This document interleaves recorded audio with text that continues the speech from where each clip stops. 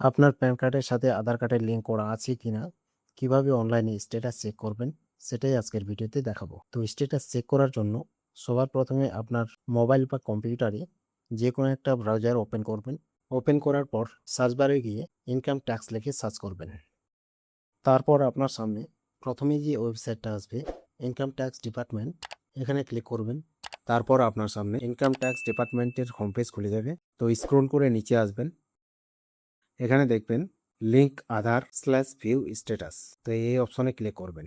তারপর আপনার সামনে এরকমভাবে দুটো অপশন শো হবে, লিঙ্ক আধার কন্টিনিউ, ভিউ স্ট্যাটাস কন্টিনিউ। তো আপনি যদি লিঙ্ক করতে চান তাহলে লিঙ্ক আধারে কন্টিনিউ করবেন, আর যদি স্ট্যাটাস চেক করতে চান তাহলে ভিউ স্ট্যাটাসে কন্টিনিউ করবেন। তো আমি স্ট্যাটাস চেক করে দেখাচ্ছি, তার জন্য এখানে ভিউ স্ট্যাটাসে কন্টিনিউ করব।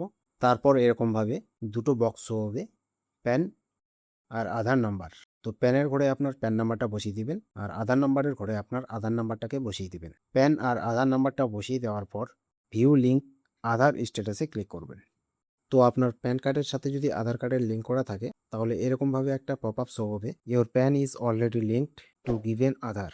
তো আমার প্যান কার্ডের সাথে আধার নাম্বার অলরেডি লিঙ্ক করা আছে। তো আপনারও যদি লিঙ্ক করা থাকে তাহলে এরকমভাবে পপ আপ শো হবে, আর যদি লিঙ্ক করা না থাকে তাহলে সেটাও এখানে দেখিয়ে দিবে। আর যদি আপনার লিঙ্ক করা না থাকে তাহলে ব্যাক হয়ে এই পেজে চলে আসবেন, এখানে লিঙ্ক আধারে কন্টিনিউ করবেন।